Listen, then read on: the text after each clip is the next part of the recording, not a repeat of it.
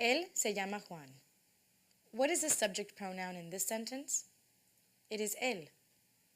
Subject pronouns can be used to replace the subject of a sentence.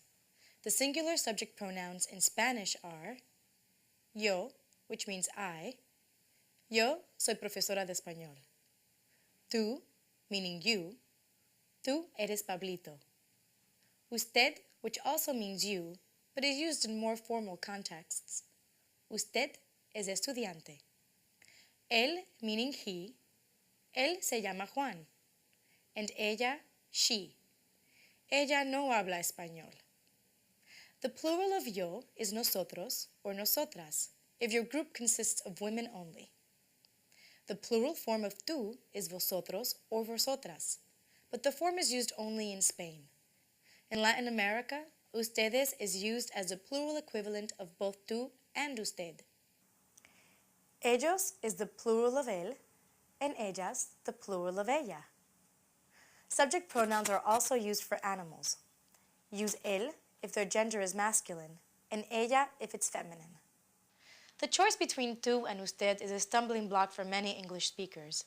The general rule is that tú shows familiarity and closeness, while usted indicates respect or a certain degree of reverence.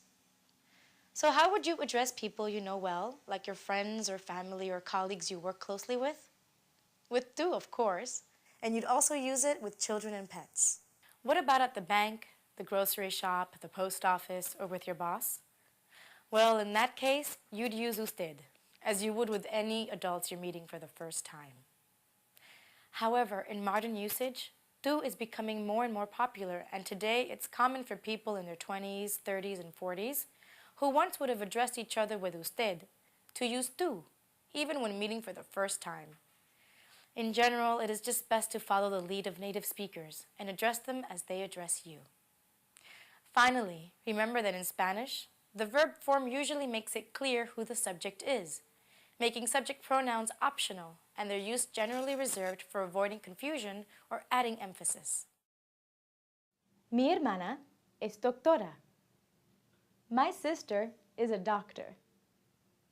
What is the infinitive that corresponds to the verb form es? Ser. What tense is the verb es in? The present indicative. The verb ser, which means to be, is irregular in the present tense. Let's take a look. Yo soy pelirroja. I'm a redhead. ¿Tú eres Verónica? Are you Veronica? Héctor es mi mejor amigo. Hector is my best friend. Somos de Chile. We're from Chile. ¿Sois de Madrid? Are you from Madrid? Victor y Meredith son estudiantes. Victor and Meredith are students. Let's review. Yo soy. Tú eres. Él, ella, usted es. Nosotros somos. Vosotros sois. Ellos, ellas, ustedes son. Remember that the verb ser is generally used to express identity, nationality or place of origin, occupation, and essential characteristics, as well as the time. Son las 6. It's 6 o'clock. For more on the usage of ser, look at the topic of ser versus estar. El sábado es mi día favorito.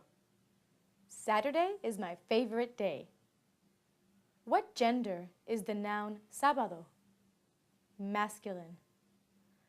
Unlike English nouns, Spanish nouns all have a grammatical gender. They are either masculine or feminine.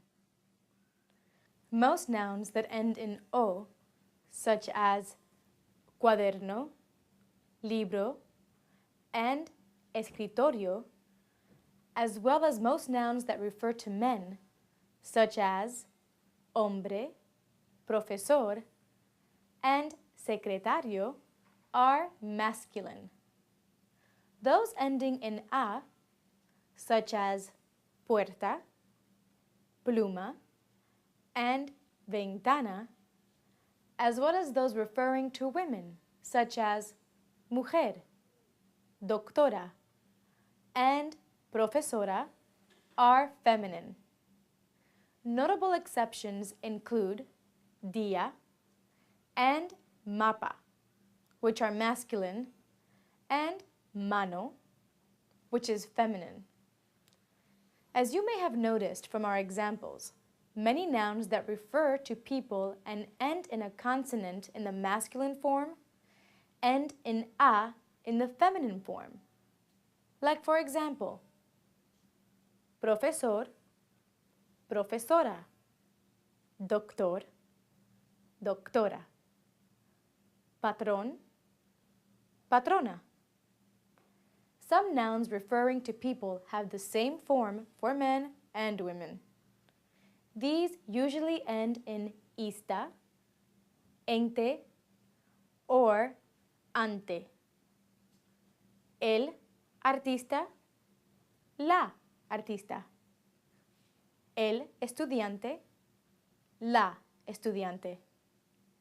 Note that the word persona is always grammatically feminine, even when it refers to a man. Roberto es una persona muy creativa. Roberto is a very creative person. Some nouns that refer to people have different forms for men and women, much like in English. For example, el actor, la actriz, el príncipe, la princesa, el héroe, la heroína. However, many nouns do not end in o or a, and they do not refer to people. In such cases, it's useful to remember that feminine nouns often end in de, as in salud and ciudad, yon, as in opinión and instrucción, and es, as in ves and rapidez. Many masculine nouns end in el, as in animal and hospital, ere, as in calor and valor, and e, as in nombre and viaje. In addition, geographic names such as oceans, seas, rivers, and mountains are masculine, as are the days of the week. Quieren escalar el Aconcagua y ver el Pacífico. They want to climb Mount Aconcagua and see the Pacific. The names of letters are feminine, but numbers, used as nouns, are masculine. La A es la primera letra del alfabeto. A is the first letter of the alphabet. El 7 es mi número favorito. 7 is my favorite number. Naturally, there are exceptions to these rules, such as el avión, la catedral, la calle, la gente, etc. In addition, some nouns have two genders and a different meaning in each, such as el capital, capital funds, and la capital, capital city. El cura, priest, and la cura, cure. El corte, cut, and la corte, court. For this reason, it is always best to learn new nouns together with their definite articles. In addition to gender, Spanish nouns are also marked for number.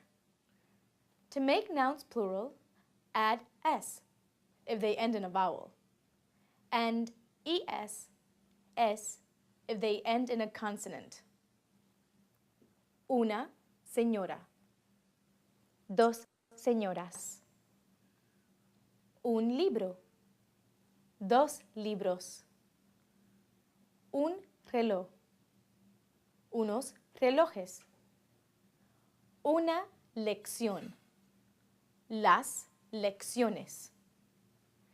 And last but not least, remember that spelling changes can occur when changing the number of a noun. When a noun ends in a Z, change the Z to C before adding ES. Lápiz, lápices. Luz, luces. Me gusta el té. I like tea. What is the word el? It's a definite article. Like English, Spanish has two types of articles. Definite articles, meaning the, and indefinite articles, which translate as a or an. All articles are marked for gender and number, and they agree with the nouns they accompany. The masculine definite articles are el and los, as in el hombre and los hombres. The feminine definite articles are la and las, as in la mujer and las mujeres. The masculine indefinite articles are un and unos, as in un hombre and unos hombres. The feminine indefinite articles are una and unas, as in una mujer and unas mujeres. Nouns that represent an entire category or refer to a general concept usually take a definite article. No me gustan los videojuegos. I don't like video games. La justicia es ciega. Justice is blind. The names of languages, as well as the names of rivers, mountain ranges, and lakes, all take the definite article. El chino es la lengua con más hablantes.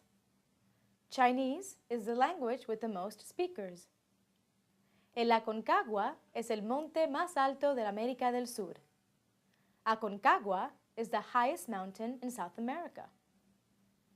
However, the article is not used with languages following the verb hablar, or the prepositions en and de, nor is it generally used with the names of countries or cities, unless the article forms part of the name or the noun is modified. Vamos a pasar por El Salvador y Panamá, donde se habla español. We'll pass through El Salvador and Panamá, where they speak Spanish.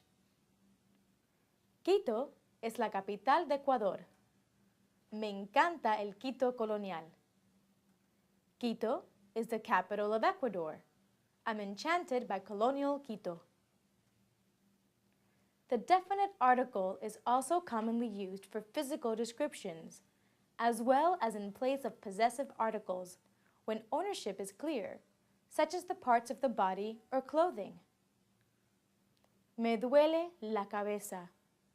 My head hurts. Luis tiene los ojos azules. Luis has blue eyes. And the definite article is used with the days of the week and the time of day. Llegan el sábado a las 3 de la tarde. They arrive on Saturday at 3 in the afternoon. With titles, use the definite article when speaking about someone, but not when speaking to them. Señor Vega, ¿cuándo llega la señora Vega? Mr. Vega, when does Mrs. Vega arrive? The indefinite article is generally used under the same circumstances as in English. Quiero comprar una casa en el campo. I want to buy a house in the country. El tenor está cantando una hermosa aria. The tenor is singing a beautiful aria. However, the indefinite article is used much less in Spanish than in English, and it may be most useful to focus on when it should not be used. For example, no article is used to state a profession, nationality, religion, or affiliation unless the noun is modified.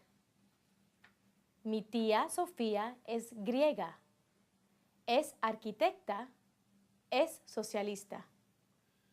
My Aunt Sophia is Greek. She's an architect. She's a socialist. Su padre era un arquitecto famoso y un socialista muy activo. Her father was a famous architect and a very active socialist. The article is omitted following the prepositions con and sin, as well as after the verbs buscar, to look for, encontrar, to meet, to find, tener, to have, llevar, to wear, and haber. Buscan programador. They're looking for a programmer. Mi madre siempre andaba con bastón. My mother always walked with a cane. No tenemos teléfono. Estamos sin teléfono desde hace una semana. We don't have a phone. We've been without a phone for a week.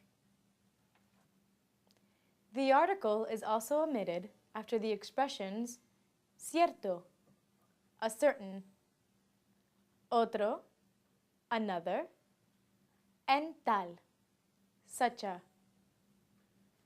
Necesito verte. Tenemos que hablar de cierto proyecto. I have to see you. We have to talk about a certain project. Necesito pedirte otro favor. I need to ask you another favor. Unlike in English, the article is not used in exclamations following que, and it is often omitted in questions and negative statements. Qué lástima! What a shame! ¿Bebes vino? No, no bebo vino. Do you drink wine? No, I don't drink wine. The plural indefinite articles unos and unas express some or several before a noun and approximately before a number.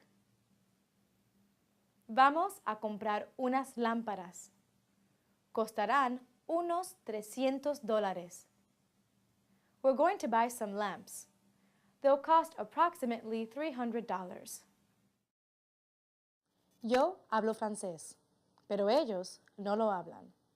I speak French, but they don't speak it. What tense are the verbs hablo and hablan in? The present indicative. The present indicative is the most widely used tense in Spanish, as it can refer to actions taking place at the moment, habitual actions in the present, general statements of fact, or actions which will take place at a scheduled time in the future. The present indicative of regular adverbs is formed by replacing the ad ending of the infinitive with the appropriate personal ending. Let's see how this works with the verb hablar, which is regular. If the subject is yo, first drop the ad ending and then attach o in its place to get hablo. Yo hablo inglés. I speak English. So the personal ending for the yo form is o. What about the tú form? ¿Tú hablas francés? Do you speak French? For the tú form, it's as. And what about the usted, él, and ella form? María habla con Miguel. María is talking to Miguel. For usted, él or ella, the ending is a. Habla. And what about the plural form? Hablamos portugués. We speak Portuguese. Vosotros habláis italiano. You speak Italian. However, this form is used only in Spain. In Latin America, you would use the ustedes form to address a group of friends, your parents, or classmates collectively. Ustedes hablan italiano. Ellos hablan muy rápido. They speak very fast. So the personal endings for the plural forms are amos, when the subject is nosotros, ais, when the subject is vosotros, and an, when the subject is ustedes, ellos, or ellas. ¿Usted habla español? ¿Habla usted español?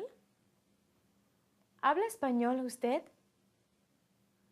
What is the correct way to ask if someone speaks Spanish? They all are. In Spanish, word order is relatively free. Simple yes-no questions may be asked using any of the earlier constructions. Intonation plays an important role in indicating that a question is being asked. This means that, informally, you can simply use an affirmative statement and raise your voice at the end of the sentence, just like in English, when we say, "He speaks Spanish?" versus, "He speaks Spanish." In general, however, the subject follows the verb immediately or comes at the end of the sentence. More specific questions typically begin with a question word, immediately followed by the verb. The subject then either follows the verb or comes at the end of the sentence. Let's review the most common question words. Note that all of them have a written accent mark. ¿Dónde trabajas? Where do you work? ¿Cuándo regresan? When do they return? ¿Qué hiciste el fin de semana pasado? What did you do last weekend? ¿Quién es el profesor? Who is the professor? ¿Cómo se pronuncia tu apellido? How do you pronounce your last name? ¿Cuánto dinero necesitas? How much money do you need? ¿Cuántas clases tienes este semestre? How many classes do you have this semester? For questions that involve a preposition, the preposition comes before the question word. Notice that this is virtually the opposite of English, where the preposition often comes at the end of the question. ¿De dónde vienes? Where are you coming from? ¿Para qué necesitas $20? What do you need $20 for? Estoy leyendo un cuento de Borges. I'm reading one of Borges's short stories. What does the preposition de express in the above sentence? Possession. It tells us whose story the speaker is reading. The preposition de is generally used to indicate origin. Origin can mean literally the location someone is from or is departing from. Nos visitan unos amigos de México. Some friends from Mexico are visiting us. Salieron de Guadalajara hace una semana. They left Guadalajara a week ago. Venimos de Brasil. We come from Brazil. Origin can also refer to possession. That is, the preposition de is used to indicate to whom something or someone belongs. ¿Podremos usar el coche de tus padres? Can we use your parents' car? Encontré esta piedra en la orilla del río. I found this rock on the bank of the river. Note that de and el combine into a single word, del. The preposition de is also commonly used when referring to the time of day and the month of the year. Son las 3 de la tarde. It's 3 in the afternoon. Hoy estamos a 4 de diciembre. Today is the 4th of December. It's also used to indicate the material something is made of or the contents of a container. Esta mesa es de roble. This table is made of oak. Quiero un plato de arroz y más tarde una taza de café. I'd like a plate of rice and later a cup of coffee. Finally, de also often appears in personal descriptions. ¿Conoces a la señora del vestido azul? Do you know the woman in the blue dress? Nos recibió un muchachito de ojos vivos. A little boy with lively eyes greeted us. Pedro llama a su madre. Pedro's calling his mother.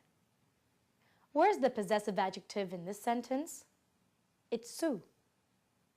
Possessive adjectives, as their name suggests, tell us who or what something or someone belongs to or is associated with. Like all adjectives in Spanish, they agree with the nouns they modify in gender and number. But you'll notice that for possessive adjectives, gender only plays a role in the nosotros and vosotros forms. When you're talking about a single object or person, the possessive adjectives are mi, meaning my, as in mi padre or mi madre. Tu, meaning your, as in tu amigo or tu amiga. Nuestro and nuestra both mean our, but we use nuestro with a masculine noun and nuestra with a feminine noun, as in nuestro padre or nuestra madre. Vuestro and vuestra function the same way. Vuestro profesor, but vuestra profesora. The possessive adjective su has several meanings. It means your when you're talking to someone you address with usted. ¿Cuál es su número de teléfono, Profesor Jiménez? What is your phone number, Profesor Jiménez? But it can also mean his, her, its, as well as their, depending on the context. So when you say, for example, su madre, you could be referring to a number of different women. For instance, you would ask a group of people, ¿Quién es su madre? In order to avoid confusion, the formula de él, or de ella, de ellos, de usted, etc., is sometimes used. So you would say la madre de él instead of just su madre, when you want to be sure that people understand you're referring to his mother and not your, her, or their mother. When I say mi hijo, tu amiga, nuestro profesor, and su madre, what can you notice about the position of the possessive adjectives? Well, unlike most adjectives in Spanish, possessive adjectives come before the noun. What about when the noun is plural? Mis padres, tus amigos, nuestros hermanos, nuestras hermanas, vuestros amigos, vuestras amigas, sus profesores. It's easy, right? Just add an S to the singular forms we reviewed earlier. Finally, be sure to remember that possessive adjectives agree with the object possessed and not with the owner. So, while in English we distinguish between his and her, in Spanish, su or sus can mean either, and you have to get the meaning from the context. María es muy simpática, pero su esposo es antipático. Maria is very nice, but her husband is not very likable. Why do simpática and antipático have different endings? Because they agree with the nouns they're describing, and Maria is a feminine noun, while esposo is masculine. In Spanish, all adjectives must agree in gender and number with the nouns they describe. There are two types of adjectives. Four-form adjectives reflect changes according to both number and gender. Two-form adjectives reflect changes for number only. Singular four-form adjectives typically end in o when they're masculine and a when they're feminine. In the plural, they end in os in the masculine form and as in the feminine form. Compare. El muchacho mexicano. La muchacha mexicana. El lápiz rojo. La pluma roja. Los muchachos mexicanos. Las muchachas mexicanas. Los lápices rojos. las plumas rojas. The masculine singular form of four-form adjectives referring to nationality sometimes ends in a consonant. El señor francés, la señora francesa. Los señores franceses, las señoras francesas. Two-form singular adjectives typically end in a vowel other than o, or a consonant. In the plural, they end in is. So, for example, whether you're talking about el profesor or la profesora, the adjective for either gender would be optimista. Un profesor optimista. Una profesora optimista. The plural, likewise, does not distinguish between the genders. So, if we're talking about both genders or a group of women, or men only, it would always be optimistas. Here's another example. El mar azul, la pluma azul, los ojos azules, las plumas azules. When an adjective describes more than one noun, the plural form is used. La silla y la mesa rojas, the red chair and table. If at least one of these nouns is masculine, choose the masculine plural form. La chica y el chico españoles, the Spanish boy and girl. Encontré una librería que vende libros y revistas mexicanos. I found a bookstore that sells Mexican books and magazines. Hay hoteles y pensiones muy baratos en esta calle. There are very inexpensive hotels and boarding houses on this street. Carlitos aprende inglés. Carlitos is learning English. What tense is the verb aprende in? The present indicative. The present indicative is the most widely used tense in Spanish, as it can refer to actions taking place at the moment, habitual actions in the present, general statements of fact, or actions which will take place at a scheduled time in the future. The present indicative of regular adverbs is formed by replacing the ed ending of the infinitive with the appropriate personal ending. Let's see how this works with the verb aprender, which is regular. If the subject is yo, first drop the ed ending and then attach o in its place to get aprendo. Yo aprendo.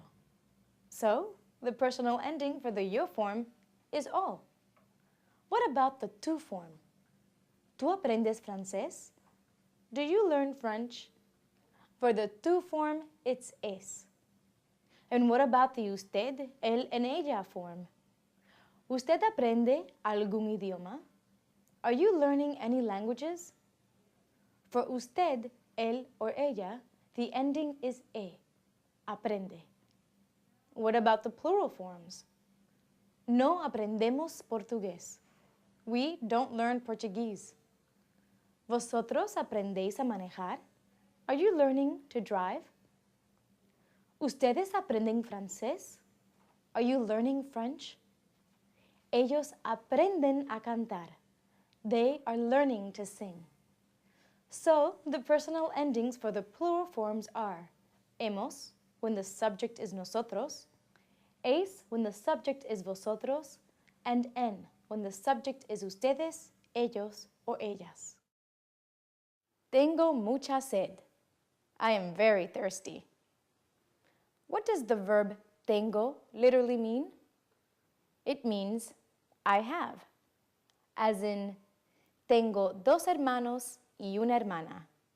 I have 2 brothers and 1 sister. However, as our first example illustrates, tener also appears in some very common idiomatic expressions that are often translated into English with the verb to be.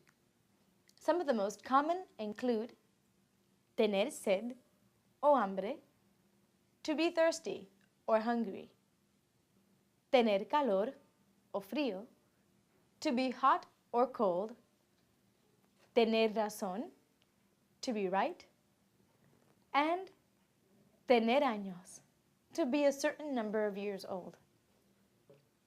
So, in Spanish, when you want to say you are thirsty, you talk about having thirst instead. In other words, the English formula to be plus an adjective corresponds to the Spanish tener plus a noun.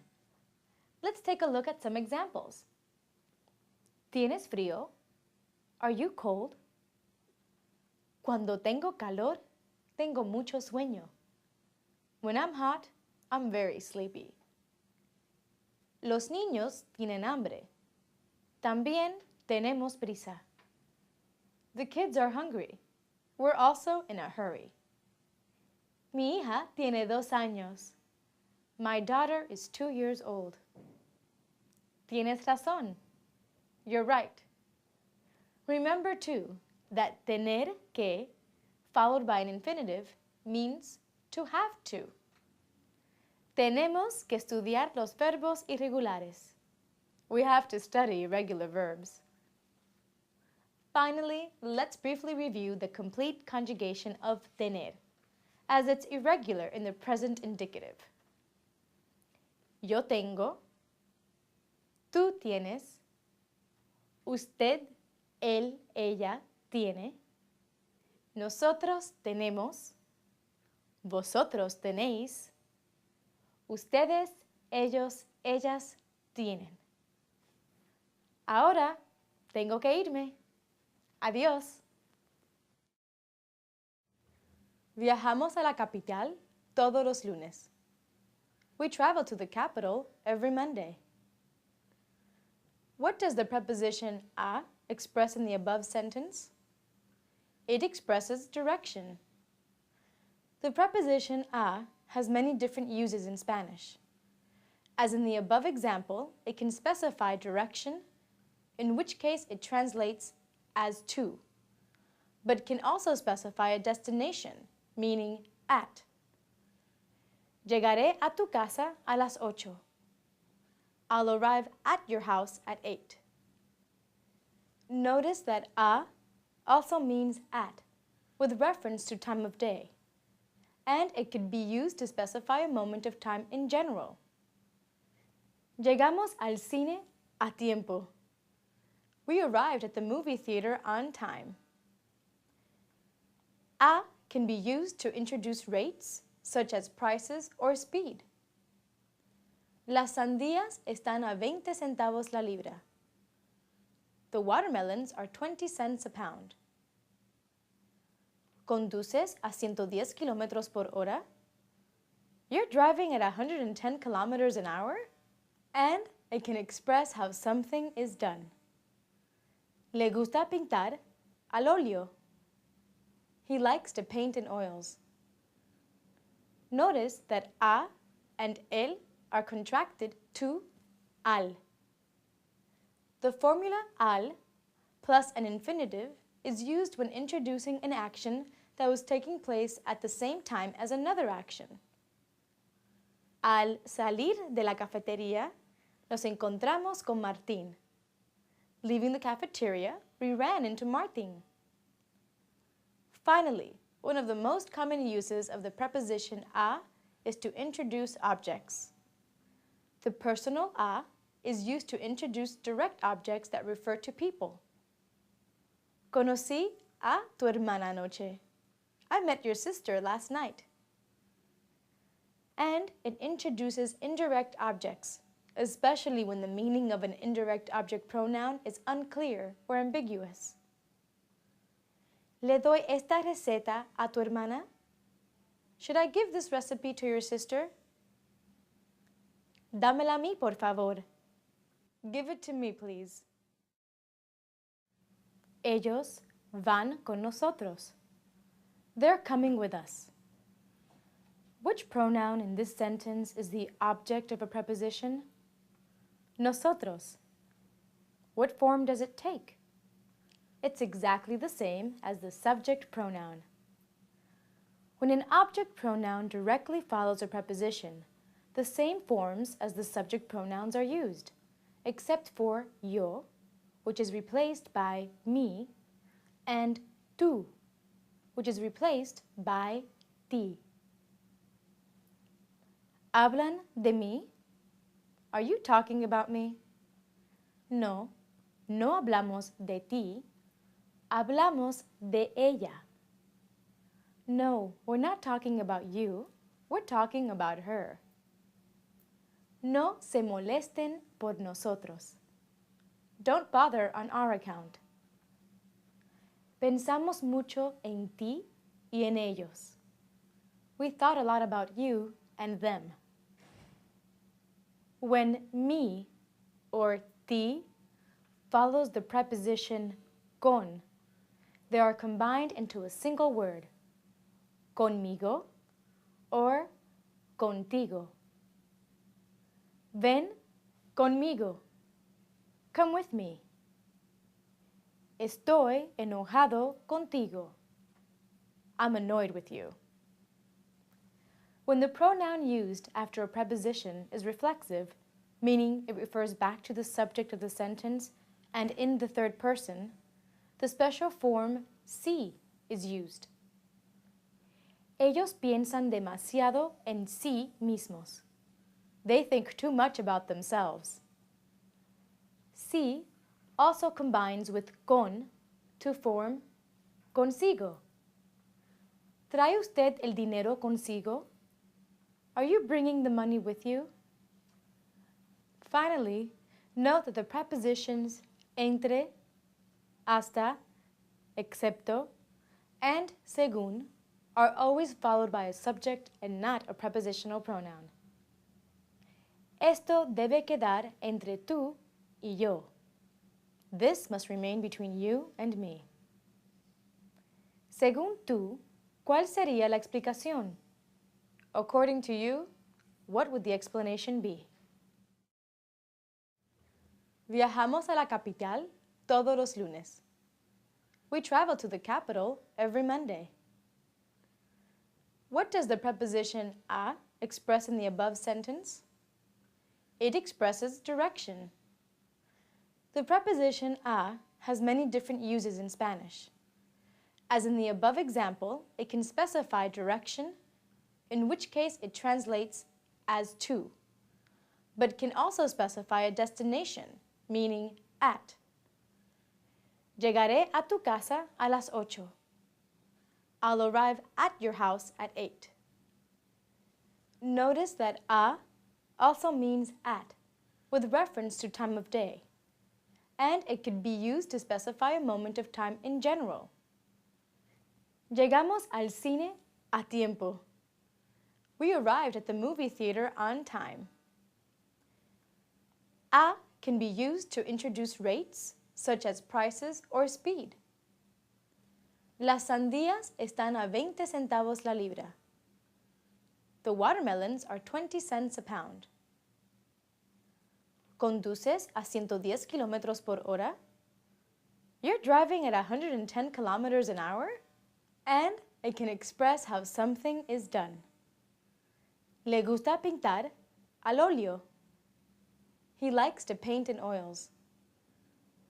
Notice that a and el are contracted to al. The formula al plus an infinitive is used when introducing an action that was taking place at the same time as another action. Al salir de la cafetería, nos encontramos con Martín. Leaving the cafeteria, we ran into Martín. Finally, one of the most common uses of the preposition a is to introduce objects. The personal a is used to introduce direct objects that refer to people. Conocí a tu hermana anoche. I met your sister last night. And it introduces indirect objects, especially when the meaning of an indirect object pronoun is unclear or ambiguous. ¿Le doy esta receta a tu hermana? Should I give this recipe to your sister? Dámela a mí, por favor. Give it to me, please. Voy al cine esta noche. What is the infinitive of voy? It is ir. Some of the most common verbs in Spanish have irregular conjugations. One of them is the verb ir. Yo voy al cine esta noche. ¿A dónde vas tú? I'm going to the movies tonight. Where are you going? Juan va a una fiesta. Juan is going to a party. Vamos a la playa el sábado. Let's go to the beach on Saturday. ¿Vosotros vais a España de vacaciones? Are you going to Spain for your vacation? No, pero Mónica y Diego van allí. No, but Monica and Diego are going there. Another irregular verb that is very common is the verb dar. Its conjugation is similar to ir. Here are some examples. Susana da una fiesta hoy. Susanna is giving a party today. Mañana damos el examen de matemáticas. Tomorrow we have the math exam. Another irregular verb is estar. The conjugation is similar to ir and dar. ¿Dónde está tu hermano? Where is your brother? Él y su esposa están de vacaciones en Bariloche. He and his wife are in Bariloche on vacation. Note that there is an accent on the A to maintain the proper pronunciation. The verbs we've already. Vamos a estudiar español. Does this mean we are studying Spanish or we will study Spanish? In Spanish, future actions can be expressed with the formula ir a plus a verb in the infinitive, which is very similar to the English construction going to. So, vamos a estudiar español means we are going to or we will study Spanish. Using ir a plus infinitive usually implies a degree of certainty or commitment that the action will in fact take place. So you should use it when you're fairly certain that something is going to happen in the imminent future. Remember too that the verb ir is irregular in the present indicative. Yo voy a estudiar español. ¿Vas a estudiar español conmigo? Ella va a estudiar con nosotros también. Nosotros vamos a estudiar juntos. Vosotros vais a estudiar conmigo. But again, the vosotros form is used only in Spain. Ellos van a estudiar en la biblioteca. Miguel piensa ir al restaurante, pero nosotros pensamos comer aquí. Miguel plans to go to the restaurant, but we plan to eat here. Which tense are the verbs piensa and pensamos in? The present indicative. How are they different, other than their endings? The stem vowels are different. Ye in piensa and e in pensamos. When a verb is stressed on the last vowel of its stem, the verb undergoes a spelling change. When the final stem vowel is e, in certain verbs it changes to ye. ¿Piensas venir al club conmigo? Do you plan to come to the club with me? Quiere esperar. He wants to wait. No perdemos tiempo. We're not wasting time. ¿Empezáis a trabajar a las 8? Do you start to work at 8? Prefieren comer temprano. They prefer to eat early. Did you notice any forms where the stem change doesn't occur?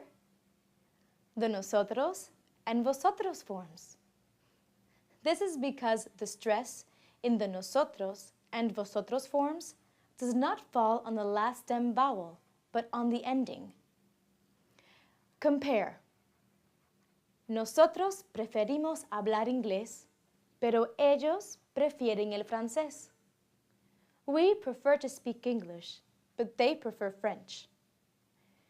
In addition to the verbs we've already heard, other common verbs that undergo the e to ye spelling change include Cerrar, to close. Comenzar, to begin. Entender, to understand. Defender, to defend. Divertirse, to have fun.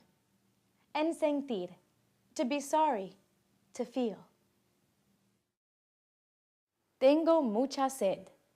I am very thirsty. What does the verb tengo literally mean? It means I have, as in tengo dos hermanos y una hermana. I have 2 brothers and 1 sister.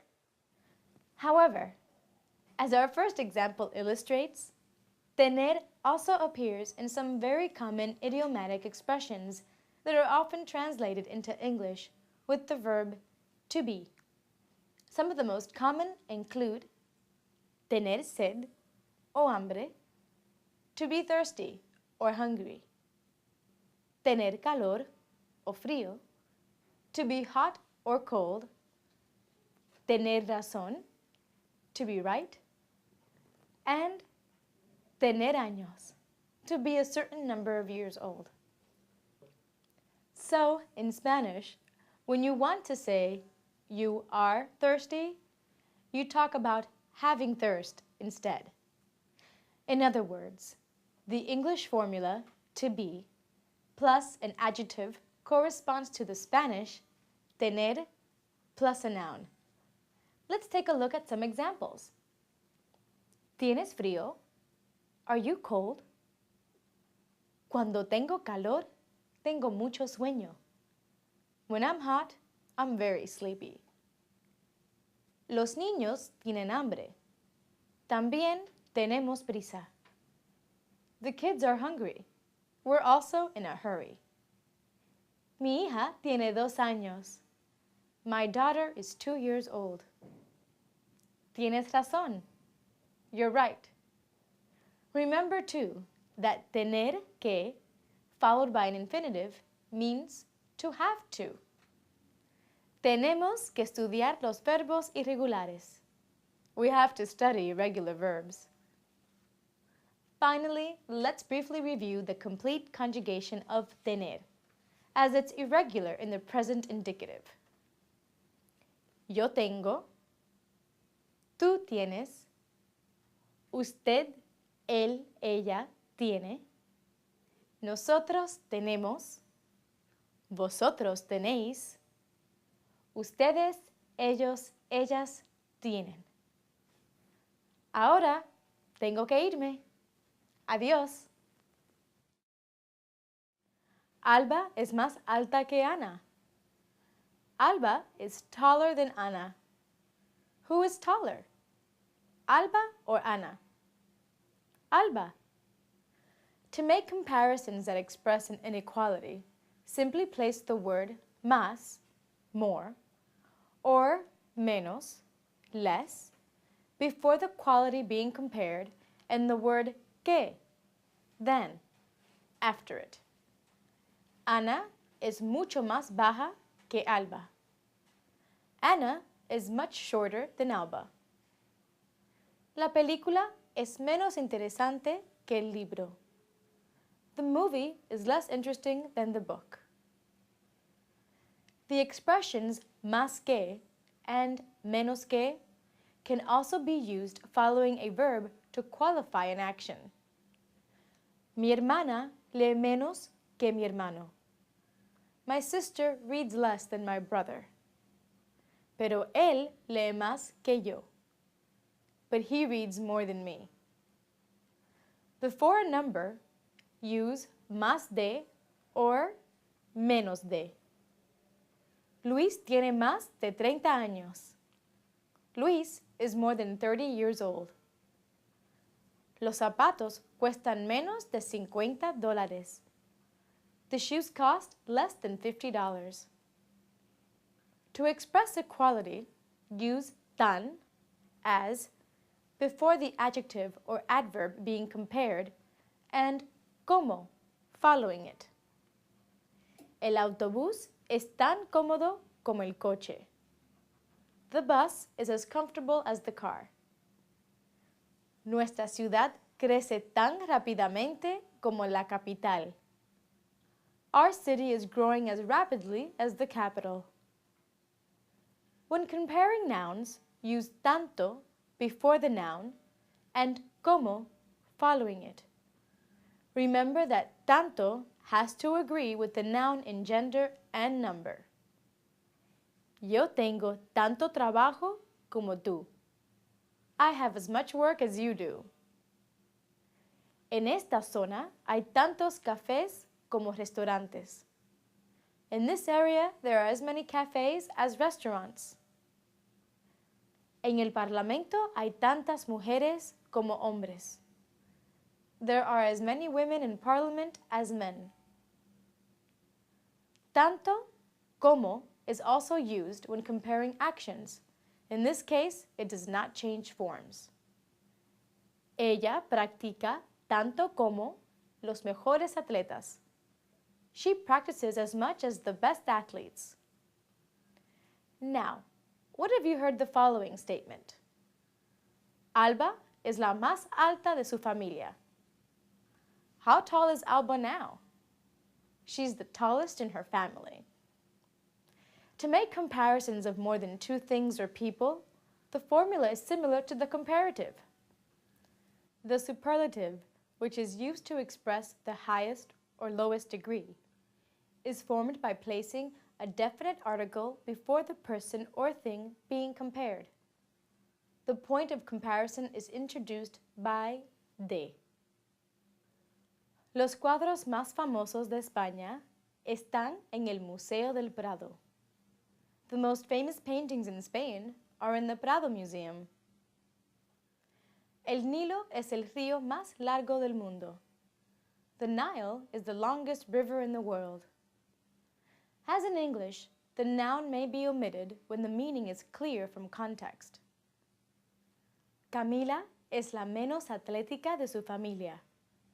Camila is the least athletic in her family. De todos mis hermanos, Manuel es el más independiente.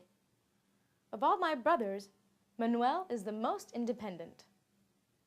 Note that some common adjectives and adverbs have both regular and irregular comparative forms. Mejor, better, and peor, worse, describe the degree of a quality, while más bueno and más malo imply moral worth. Likewise, mayor, bigger, and menor, smaller, are used when talking about age, significance, or size, but the regular forms más grande and más pequeño generally refer only to physical size. Don Gabriel es el mejor entrenador de béisbol. Don Gabriel is the best baseball coach. Es también una de las personas más buenas que conozco. He's also one of the kindest persons I know. Notice that mejor and peor usually precede the noun, while the regular forms follow it, and that they can be used as adverbs as well. La radio, El Mundo, se escucha mejor que las otras radioemisoras. El Mundo Radio can be heard better than other radio stations. Alba es más alta que Ana. Alba is taller than Ana. Who is taller? Alba or Ana? Alba. To make comparisons that express an inequality, simply place the word más, more, or menos, less, before the quality being compared and the word que, than, after it. Ana es mucho más baja que Alba. Ana is much shorter than Alba. La película es menos interesante que el libro. The movie is less interesting than the book. The expressions más que and menos que can also be used following a verb to qualify an action. Mi hermana lee menos que mi hermano. My sister reads less than my brother. Pero él lee más que yo. But he reads more than me. Before a number, use más de or menos de. Luis tiene más de 30 años. Luis is more than 30 years old. Los zapatos cuestan menos de $50. The shoes cost less than $50. To express equality, use tan as before the adjective or adverb being compared and CÓMO following it. El autobús es tan cómodo como el coche. The bus is as comfortable as the car. Nuestra ciudad crece tan rápidamente como la capital. Our city is growing as rapidly as the capital. When comparing nouns, use tanto before the noun and como following it. Remember that tanto has to agree with the noun in gender and number. Yo tengo tanto trabajo como tú. I have as much work as you do. En esta zona hay tantos cafés como restaurantes. In this area, there are as many cafes as restaurants. En el Parlamento hay tantas mujeres como hombres. There are as many women in Parliament as men. Tanto como is also used when comparing actions. In this case, it does not change forms. Ella practica tanto como los mejores atletas. She practices as much as the best athletes. Now, what have you heard the following statement? Alba es la más alta de su familia. How tall is Alba now? She's the tallest in her family. To make comparisons of more than two things or people, the formula is similar to the comparative. The superlative, which is used to express the highest or lowest degree, is formed by placing a definite article before the person or thing being compared. The point of comparison is introduced by de. Los cuadros más famosos de España están en el Museo del Prado. The most famous paintings in Spain are in the Prado Museum. El Nilo es el río más largo del mundo. The Nile is the longest river in the world. As in English, the noun may be omitted when the meaning is clear from context. Camila es la menos atlética de su familia. Camila is the least athletic in her family. De todos mis hermanos, Manuel es el más independiente. Of all my brothers, Manuel is the most independent. Note that some common adjectives and adverbs have both regular and irregular comparative forms. Mejor, better, and peor, worse, describe the degree of a quality, while más bueno and más malo imply moral worth. Likewise, mayor, bigger, and menor, smaller, are used when talking about age, significance, or size, but the regular forms más grande and más pequeño generally refer only to physical size. Don Gabriel es el mejor entrenador de béisbol. Don Gabriel is the best baseball coach.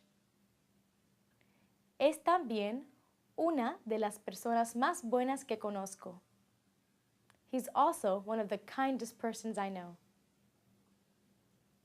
Notice that mejor and peor usually precede the noun, while the regular forms follow it, and that they can be used as adverbs as well. La radio, El Mundo, se escucha mejor que las otras radioemisoras. El Mundo Radio can be heard better than other radio stations.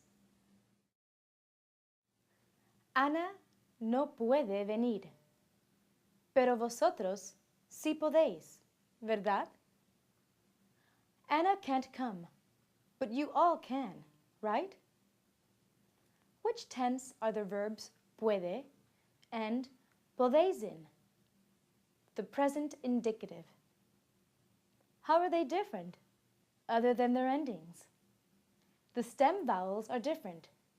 We in puede and o in podéis.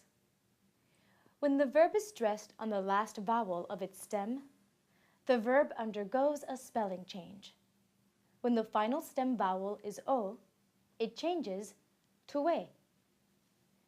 ¿Vuelves mañana? Are you coming back tomorrow? María duerme hasta las 10 los sábados. Maria sleeps until 10 on Saturdays. Encontramos esta clase muy difícil. We find this class very difficult. ¿Recordáis a Alejandro? Do you remember Alejandro? Los zapatos de cuero cuestan mucho. Leather shoes cost a lot. Did you notice any forms where the stem change doesn't occur? The nosotros and vosotros forms. This is because the stress in the nosotros and vosotros forms does not fall on the last stem vowel but on the ending. Compare. Nosotros volvemos a la casa a las 6. Juanito vuelve a las 3.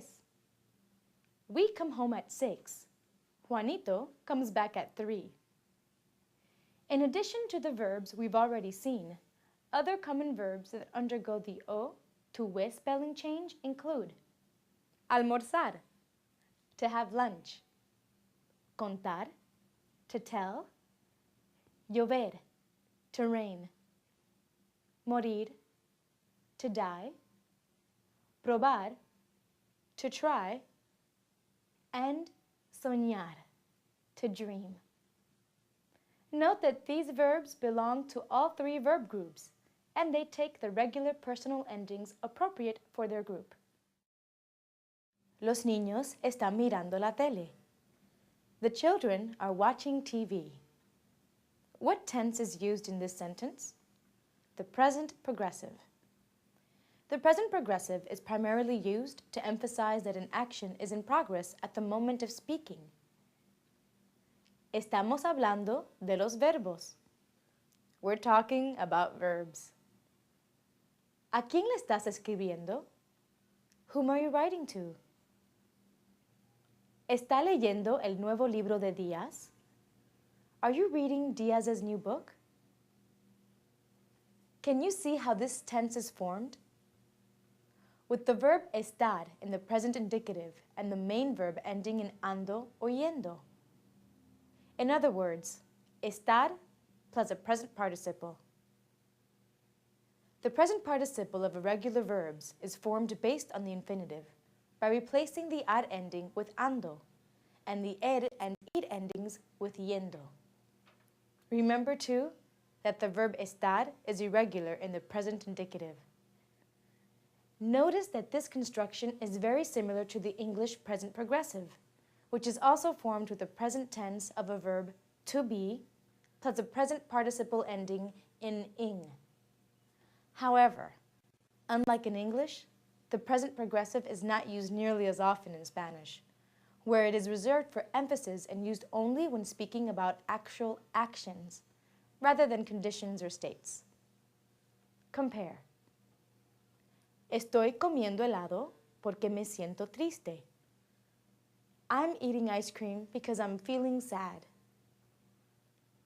The present progressive can also be used more broadly to refer to a process that is in progress in general, but no specific action may be taking place at the precise moment of speaking. Miranda está preparando un reportaje sobre la música cubana. Miranda is preparing a report on Cuban music. So, even though Miranda may not be working on her report right at this moment, it is something that she is in the process of preparing. Finally, remember that the present progressive in Spanish cannot be used to indicate a future action. The simple present should be used instead. Trabajo mañana. I'm working tomorrow.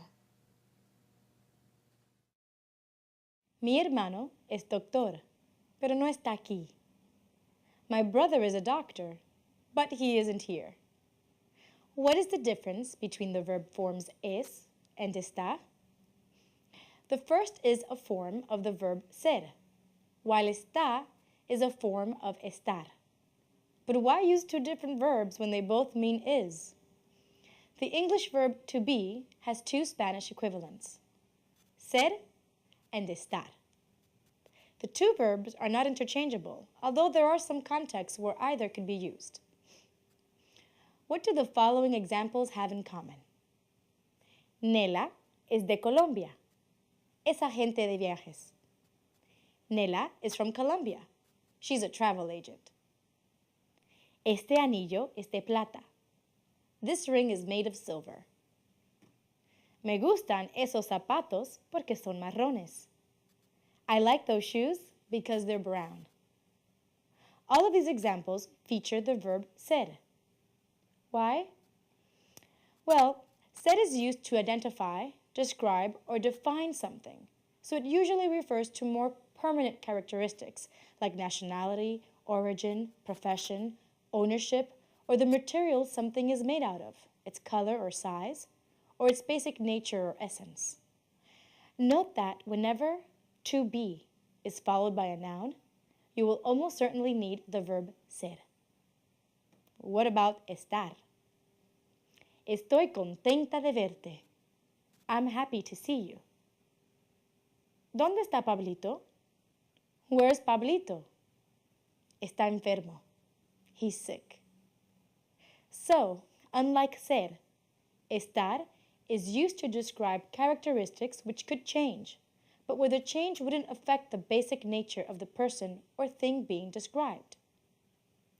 Estar is generally used when talking about moods, health, a state of being or condition, or to describe personal reactions or a change in the usual characteristics. There are cases where you could use either ser or estar, depending on what you mean to say. For example, if you say, Rosa es muy linda, implication is that Rosa is a beautiful woman. However, if you say, Rosa está linda hoy, then you're commenting on the fact that Rosa looks beautiful today. There are also specific contexts that require the use of one or the other verb, but which have little to do with their meaning. So, ser is always used in the expressions of time. Hoy es lunes. Son las 12:15. Today is Monday. It's 12:15. Estar is always used to refer to location or position, whether you're referring to a person, place, or thing. For example, María está sentada. Maria is sitting. Hawaii está en el Pacífico. Hawaii is in the Pacific. Los zapatos están en el piso. The shoes are on the floor. But the rules apply regardless. Note, too, that estar is used to form the present progressive tense. Estoy escribiendo una tarjeta postal. I'm writing a postcard. Necesito esta pluma y ese cuaderno. I need this pen and that notebook. What are the words esta and ese in the above sentence? Demonstrative adjectives. Demonstrative adjectives are used to point things out. Specifically, they are este, this, ese, that, and aquel, that over there. Like all adjectives, they agree with the noun in gender and number. Qué bellas las flores de este jardín. How beautiful the flowers in this garden are. Estas naranjas parecen más frescas que esas sandías. These oranges look fresher than those watermelons. Este periódico trae más información que aquella revista. This newspaper has more information than that magazine over there. Este coche azul me agrada menos que aquel coche rojo. I like this blue car less than that red car over there. When demonstratives stand alone and act as pronouns, they take an accent mark over the first e in order to distinguish them from the adjectives, and they agree in gender and number with the noun they refer to. Esas acuarelas fueron pintadas por el mismo artista que pintó aquellas. Those watercolors were painted by the same artist who painted those over there. Este programa es más interesante que ese. This program is more interesting than that one. Esos zapatos me gustan más que estos de aquí. I like those shoes more than these here. When a demonstrative pronoun refers to unnamed objects or to ideas, actions, and situations in general, the neuter forms should be used. They do not change for gender or number, and because they can only be used as pronouns, they require no distinguishing accent marks. ¿Qué es eso? Esto es un llavero. Aquello es una cartera. What is that? This, it's a keyring. That over there is a wallet. ¿Te acuerdas de lo que pasó el sábado pasado? No quiero acordarme de eso. Do you remember what happened last Saturday? I don't want to remember that. Ana pide una cerveza y nosotros pedimos vino. Ana orders a beer and we order wine. Which tense are the verbs pide and pedimos in? The present indicative. How are they different other than their endings? The stem vowels are different. I in pide and e in pedimos. When a verb is stressed on the last syllable of its stem, the verb undergoes a spelling change. E in certain verbs changes to I. Let's look at some examples. ¿Repites cada lección? Do you repeat each lesson? Anita se viste siempre de negro. Anita always dresses in black. Los sábados servimos la cena a las 6. On Saturdays, we serve dinner at 6. ¿Decís que necesitamos ir? Are you saying we have to go? ¿Sirven el postre? Do they serve dessert? Did you notice any forms where the stem change doesn't occur? The nosotros and vosotros forms. This is because the stress in the nosotros and vosotros forms does not fall on the last syllable of the stem, but on the ending.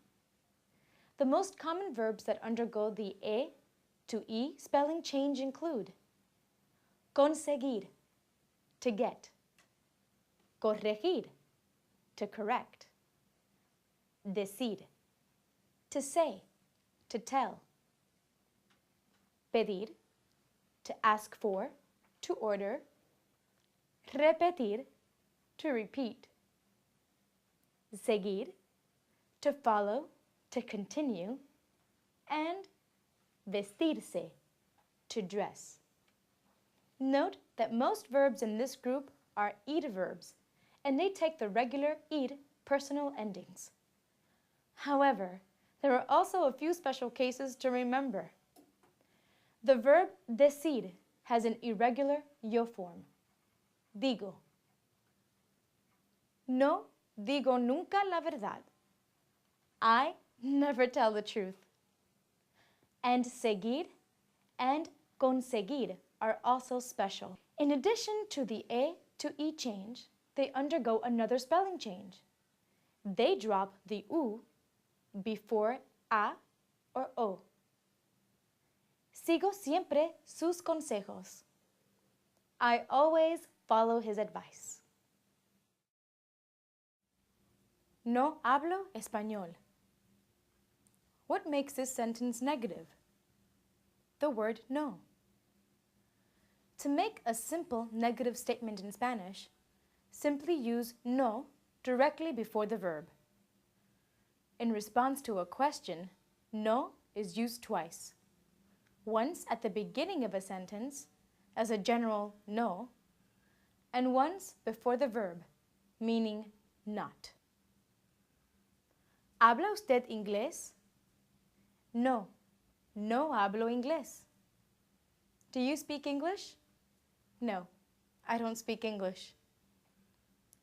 For more specific negation, Spanish uses no together with another negative. No necesito nada. I don't need anything. No tengo ningún amigo peruano. I don't have any Peruvian friends. No hay nadie en el restaurante. There's no one in the restaurant. No bebo ni café ni Coca-Cola. I drink neither coffee nor Coca-Cola. Elsa no pide nunca información. Elsa never asks for information. Note that such double negative constructions are perfectly acceptable. In fact, unlike English, Spanish allows for multiple negatives in the same sentence. No compro nunca nada. I never buy anything. No quiero nada tampoco. I don't want anything either. The specific negative word can also come before the verb, at the head of the sentence, in which case no is omitted. Nunca compro nada. I never buy anything. Nadie lo sabe. No one knows. Note that all negatives have their affirmative counterparts. ¿Necesitas algo? No, no necesito nada. Do you need anything? No, I don't need anything. ¿Ha llamado a alguien? No, nadie. Has anyone called? No, no one. ¿Siempre escribes en español? No, nunca. Do you always write in Spanish? No, never. ¿Cenan o en la pensión o en una cafetería? They eat either at a boarding house or at a cafeteria. ¿Tiene algunos amigos argentinos o chilenos? Tengo 3 amigos argentinos, pero no tengo ningún amigo chileno. Do you have any Argentinian or Chilean friends?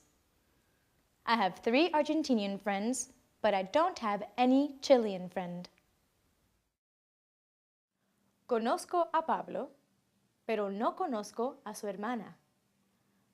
I know Pablo, but I don't know his sister. What is the infinitive of conozco? Conocer. A number of common verbs have irregular yo forms in the present indicative. Conducir, to drive. Ofrecer, to offer. Producir, to make, to produce. And traducir, to translate. They undergo a change similar to conocer. For example, no conduzco rápidamente. I don't drive fast. Traduzco al italiano, pero no conozco Italia. I translate into Italian, but I don't know Italy. The verbs. Salir, to go out. Hacer, to do, to make. Poner, to put. And traer, to bring. They all have a yo form ending in go. Los viernes salgo del trabajo a las 2. On Fridays, I leave work at 2. Yo pongo la mesa y mi esposo lava los platos. I set the table and my husband washes the dishes. Por la mañana, hago ejercicio. In the morning, I exercise. Yo traigo la ensalada y tú traes la carne. I'm bringing the salad and you're bringing the meat.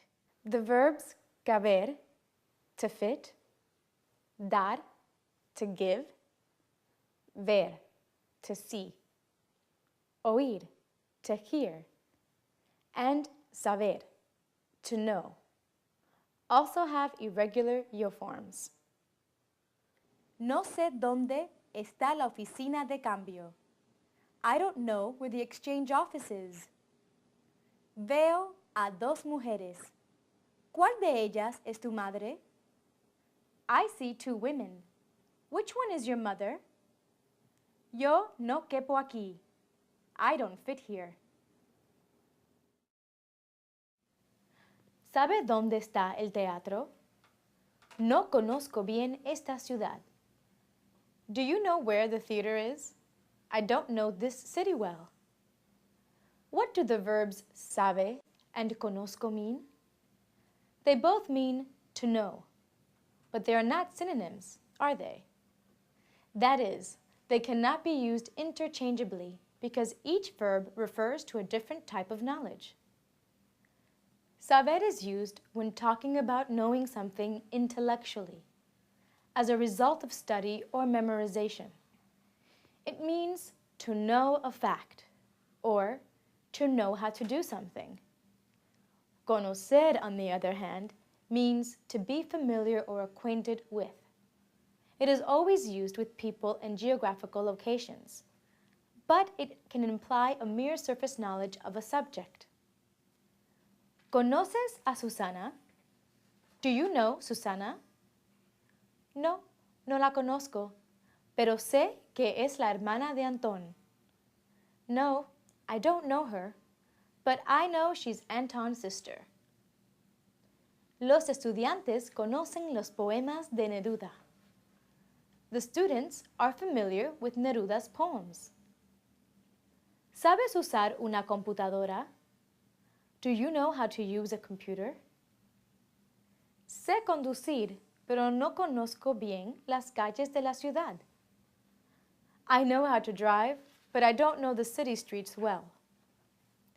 Note that both saber and conocer have irregular yo forms in the present tense. Sé and conozco. The rest of the conjugations are perfectly regular, however.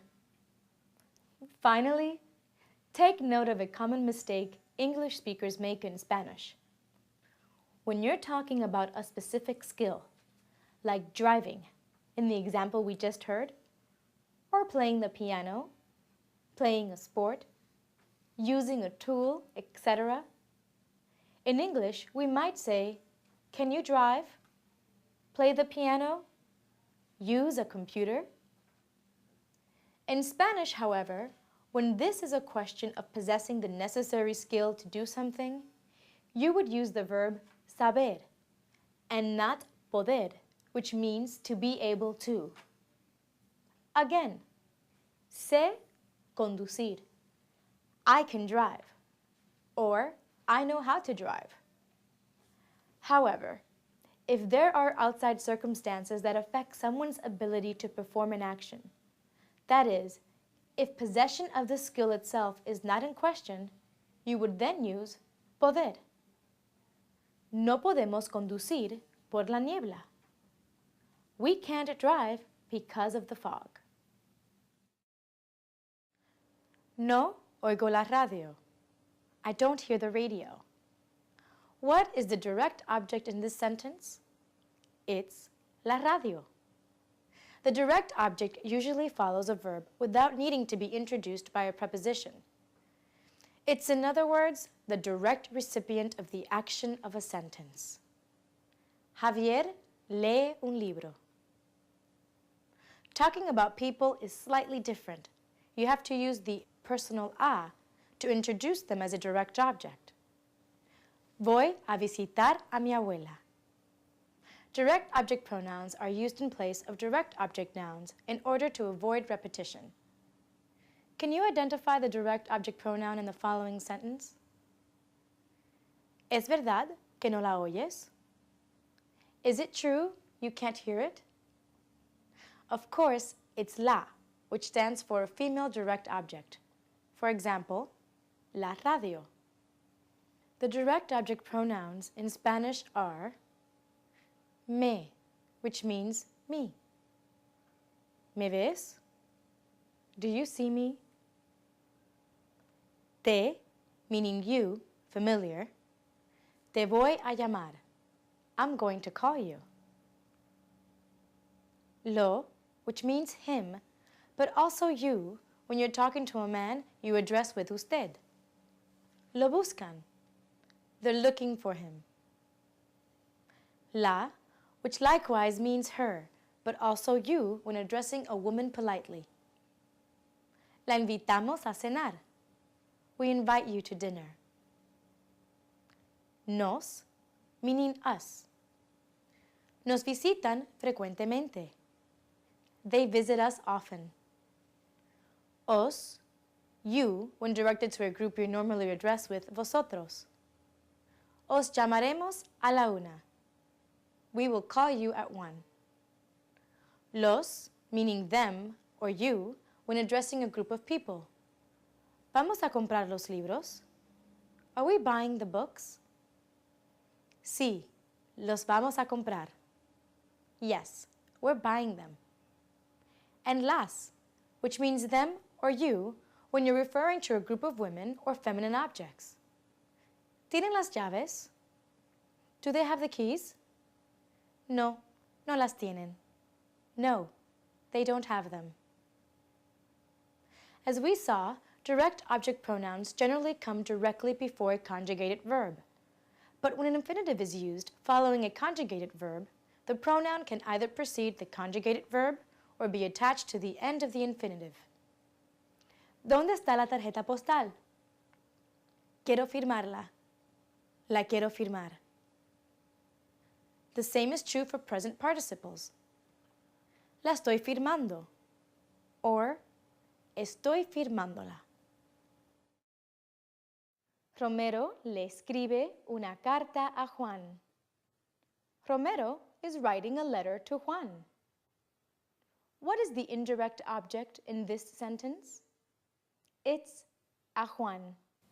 The indirect object is usually introduced by a preposition, and it generally indicates the recipient of the action, that is, to whom or for whom an action is being performed.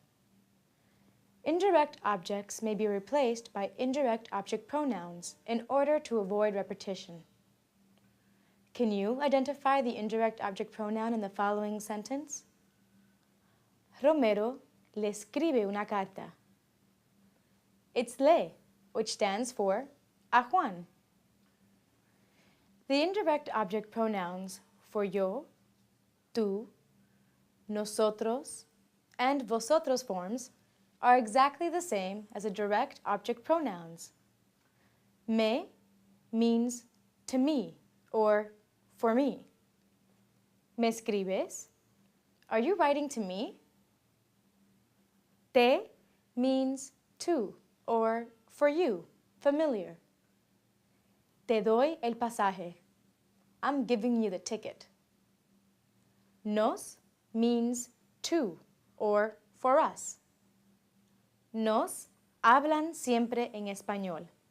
They always speak to us in Spanish. Os means to or for you, and it's used when directed at a group you would normally address with vosotros. Os hablaremos a las 8.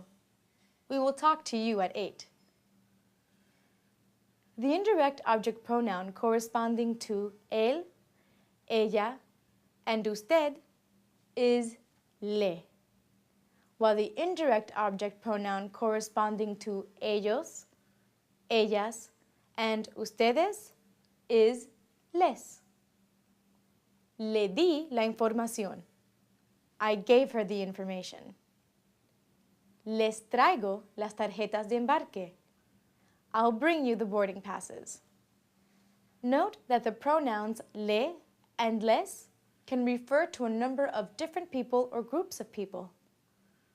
For example, in the sentences we just heard, the information could just as easily have been intended for him or you instead of her, and the boarding passes for them instead of you. The preposition a, followed by a personal pronoun or a noun, can be used for clarification. Le di la información a ella. I gave her the information. Les traigo las tarjetas de embarque a ustedes. I'll bring you the boarding passes.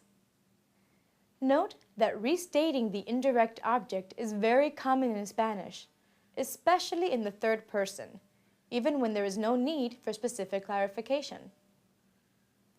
Mañana le pasaré el informe a tu amiga Carolina. Tomorrow I'll give the report to your friend Carolina. As you've probably noticed, indirect object pronouns generally precede a conjugated verb, just like direct object pronouns. When a conjugated verb is used together with an infinitive or a present participle, the pronoun can either precede the conjugated verb or be attached to the end of the infinitive or participle. Le quiero dar dinero and quiero darle dinero are equally valid ways of saying, I want to give him money. ¿Les gusta estudiar la gramática? Do you like studying grammar? The verb gustar, which means to like, works very differently than its English counterpart. It's also one instance where the literal translation, to be pleasing to, or to please, can help you remember how it's used. So, when you want to say you like something using gustar, the person or object of your affection is expressed as the subject of the sentence, while the person doing the liking appears as an indirect object. This means that gustar is always used with an indirect object, usually an indirect object pronoun, which represents that person. Me gusta la comida italiana. I like Italian food. Pero no me gustan estos platos. But I don't like those dishes. Gustar is most often used in the two forms you just heard, gusta and gustan. Use gusta when the thing or person liked is singular, and use gustan when what is liked is plural. Pero no me gustan estos platos. You also use the singular if you're talking about an action expressed by a verb in the infinitive. Nos gusta viajar. We like to travel. You can emphasize on the person who likes something by adding a and a name before the indirect object pronoun. A los estudiantes les gustan los libros de García Márquez. Students like García Márquez's books. Or by adding a and a pronoun before the indirect object pronoun. A mí me gustan los libros de García Márquez. I like the books by García Márquez. If you want to emphasize on how much you like or dislike something, notice that the word mucho comes directly after gustar. A los estudiantes siempre les gustan mucho los libros de García Márquez. Students always like García Márquez's books a lot. The same is true for más. Pero les gustan más las historietas, but they like cartoons better. You can also use gustar to express that you do not like something by just putting no in front of the indirect object pronoun. No me gustan los libros de García Márquez. Or, A mí no me gustan los libros de García Márquez. I don't like the books by García Márquez. Hace 2 horas que te espero. I've been waiting for you for 2 hours. What tense is the verb espero in? The present indicative. Expressing how long an action has been going on is one of the most common pitfalls of Spanish grammar. As our example illustrates, English uses the present perfect tense, I have been waiting, whereas Spanish uses the present, espero. This is because we focus on the fact that the action or state began in the past, while Spanish speakers focus on the fact that the action continues today or that the condition still holds true. So they use the present tense along with the verb hacer to indicate the length of time that the action has been in progress. The formula is hace plus a period of time plus que plus a verb in that present indicative. Let's look at some examples. Hace 2 semestres que estudiamos español. We've been studying Spanish for 2 semesters. Hace 10 meses que no como carne. I haven't eaten meat for 10 months. Hace 20 años que soy actor. I've been an actor for 20 years. To ask how long an action has been going on, you can say, ¿Cuánto tiempo hace que? ¿Cuánto tiempo hace que no llamas a tu madre? How long has it been since you've called your mother? ¿Cuánto tiempo hace que se escriben? How long have they been writing to each other? Recibió una tarjeta de Miguel. He received a postcard from Miguel. What tense is the verb recibió? The preterite. What tense is used to denote past actions? The preterite. The preterite is used to talk about events that took place in the past or actions that were completed in the past. This tense is used to make statements of fact about the past, and whenever a specific moment or period of time is associated with a past action. It is formed by replacing the infinitive ar, ed, or id ending with the appropriate personal ending for the preterite. The preterite endings for regular adverbs are e, aste, and o for the singular forms, and amos, astes, and aron for the plural forms. Note that the nosotros form of adverbs is the same as the present indicative. Here are some examples. ¿Hablaste con Silvia ayer? Did you speak with Sylvia yesterday? Llegamos a las 7. We arrived at 7 o'clock. Estudiaron español anoche. They studied Spanish last night. The preterite endings for ed and id verbs are identical. I, iste, and yo for the singular forms, and imos, isteis, and yeron for the plural. Here are some examples. Comí en la cafetería ayer. I ate in the cafeteria yesterday. ¿Le escribió Roberto? Did Roberto write to her? Salimos de casa a las 6. We left the house at 6. ¿Qué bebieron anoche? What did they have to drink last night? As for verbs ending in ad, the nosotros form is the same in the preterite as in the present tense, and the intended meaning is revealed from context. Compare. Hablamos por teléfono. We talk on the phone. Hablamos por teléfono la semana pasada. We spoke on the phone last week. Some verbs undergo spelling changes in the preterite. Verbs ending in gar and gar take a u before the yo ending. Pagué con mi tarjeta de crédito. I paid with my credit card. Verbs ending in sar change the Z to C in the yo form. Empecé a trabajar a las 8. I started to work at 8. For some er and id verbs whose stems end in a vowel, the E in the yo and yeron endings changes to Y. Él leyó el periódico. He read the newspaper.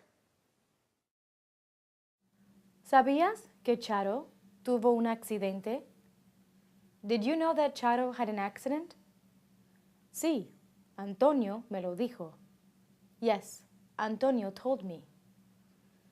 How many objects are there in the sentence you just heard? 2. An indirect object, me, and a direct object, lo. When a direct object pronoun and an indirect object pronoun appear together in the same sentence, the indirect object pronoun always comes first. Ana me da la maleta. Anna is giving me the suitcase. Ana me la da. Anna is giving it to me. ¿Quién te contó la historia? Who told you the story? Me la contó Juanito. Juanito told it to me. The indirect object pronouns le and les change to se before lo, la, los, or las. ¿Le entregaste el paquete a la vecina? Did you deliver the package to the neighbor? No, no se lo entregué hoy. No, I didn't deliver it to her today.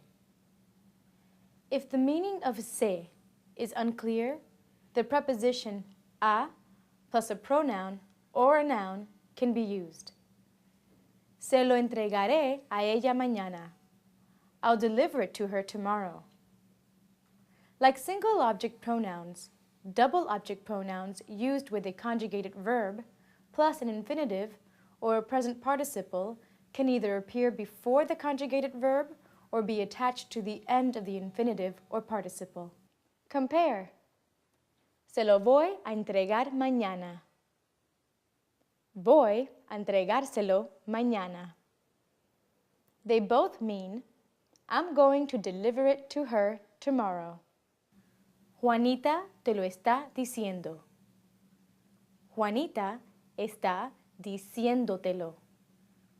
They both mean Juanita is saying it to you. Double object pronouns are always attached to the end of affirmative commands to form a single word. ¿Qué pasó? Cuéntamelo. What happened? Tell me. Note that when object pronouns are attached to a verb, a written accent is often required to maintain the proper stress. La boda de Laura y Roberto fue ayer. Les dimos una lámpara. Laura and Roberto's wedding was yesterday. We gave them a lamp. What tense are the verbs fue and dimos in? The preterite. The verb ser, meaning to be, ir, meaning to go, and dar, meaning to give, are all irregular in the preterite tense. The good news is, the conjugations of ser and ir are identical. Fui al teatro ayer. I went to the theater yesterday. ¿Fuiste a clase esta mañana? Did you go to class this morning? La conferencia fue fantástica. The lecture was fantastic. La semana pasada fuimos a la fiesta de Gabriela. Last weekend we went to Gabriela's party. ¿Fuisteis vosotros también? Did you go as well? Los poemas fueron muy difíciles de comprender. the poems were very difficult to understand. The verb dar is not entirely irregular. It's simply exceptional in that it's an adverb that takes er and id endings. Let's look at some examples. Le di el libro a Elena el mes pasado. I gave Elena the book last month. ¿Le diste la tarea al profesor? Did you give the homework to the professor? Juan le dio la llave a su compañero. Juan gave the key to his roommate. Le dimos las cartas a tu hermana. We gave the letters to your sister. ¿Le disteis vuestra dirección a la secretaria? Did you give your address to the secretary? En la tienda me dieron 2 periódicos. At the store, they gave me 2 newspapers. Note that the forms di and dio have no written accent because they consist of a single syllable. Finally, remember that the preterite is used when an action is viewed as completed in the past.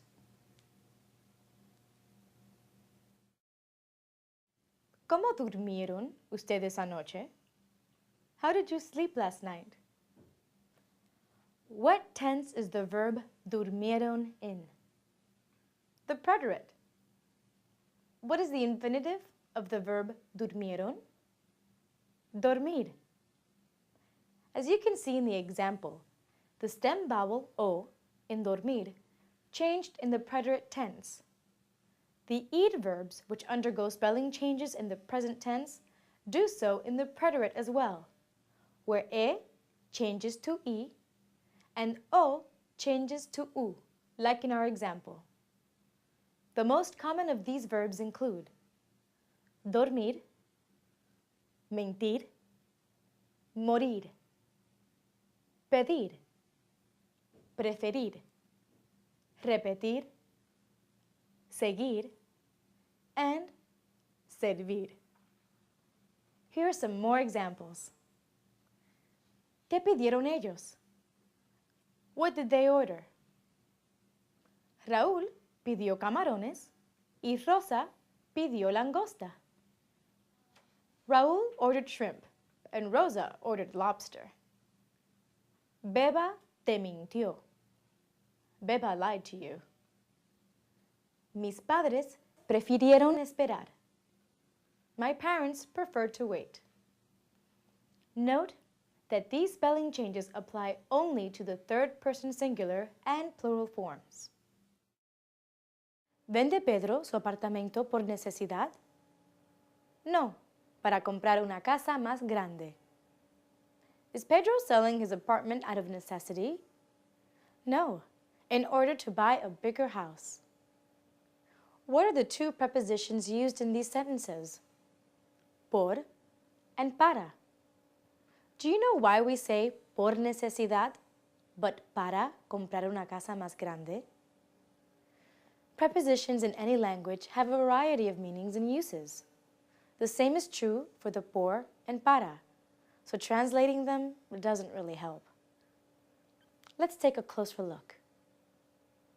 The preposition por is used when talking about motion or approximate location.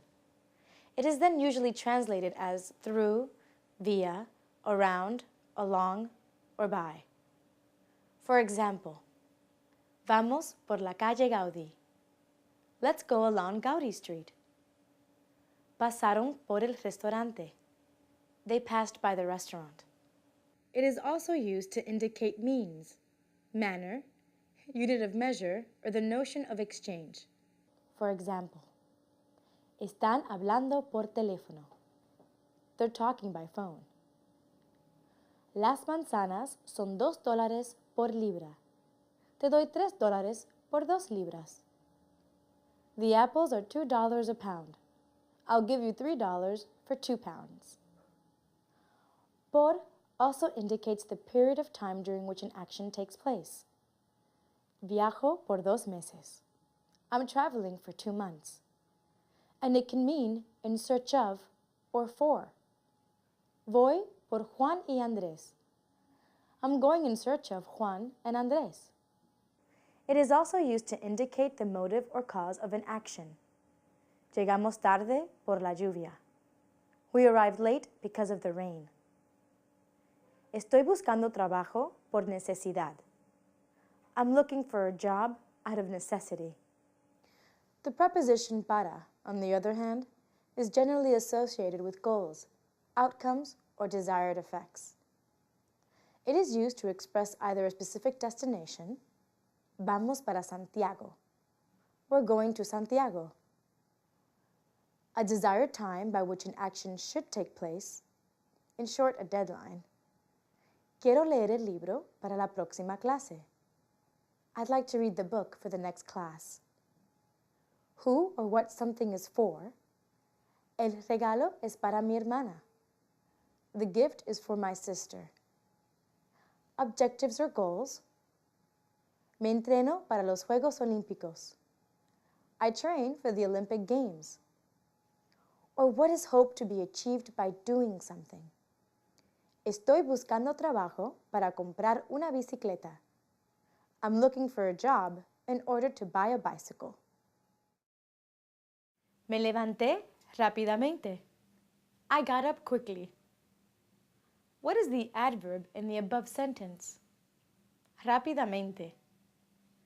Most Spanish adverbs are formed just like rápidamente, by adding mente to the feminine form of an adjective. Here are some examples. Lento, slow. Lenta, the feminine form changes the ending. Lentamente. Rápido, rápida, rápidamente. Especial, especialmente. Remember that not all adjectives have a gender-specific ending. General, generalmente. Note that the adverb retains the accents of the adjective. Yo dormía plácidamente cuando el despertador sonó ruidosamente. I was sleeping peacefully when the alarm clock went off noisily. Ese señor siempre me saluda gentilmente. That gentleman always greets me politely. When two or more adverbs are used together, only the last one takes the mente ending, but they all need to be in the feminine adjectival form. Los adverbios se forman rápida y fácilmente. Adverbs are formed quickly and easily. Habló clara y lentamente. He spoke clearly and slowly. Me levanto temprano. I get up early. Where is the reflexive pronoun in this sentence? It's me.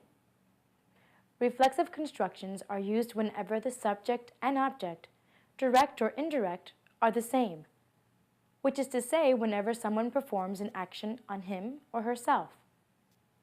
In English, the reflexive nature of an action is often understood. So when we say, she's getting dressed, it's understood that she dresses herself. In Spanish, however, reflexive actions must always be indicated with a reflexive pronoun. Se viste. The good news is that the reflexive pronouns for the yo, tú, nosotros, and vosotros forms are the same as the direct and indirect object pronouns me, te, nos, and os. And there is a single reflexive pronoun corresponding to the subjects usted, ustedes, él, ella, ellos, and ellas. Se. Like all object pronouns, reflexive pronouns come before the verb. Los niños se acuestan a las 10. The children go to bed at 10. Or, alternatively, they can be attached to an infinitive. Tienen que acostarse muy temprano. They have to go to bed very early.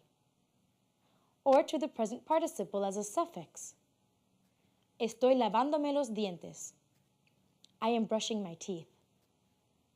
Notice that many verbs typically used in reflexive constructions have to do with daily routine, like afeitarse, to shave, despertarse, to wake up, peinarse, to comb, and vestirse, to get dressed. Other commonly used reflexive verbs don't involve reflexive actions at all, but describe emotions or mental processes such as sentirse, to feel, acordarse, to remember, or preocuparse por, to worry about. Finally, remember that certain verbs change meaning depending on whether they are used with or without reflexive pronouns.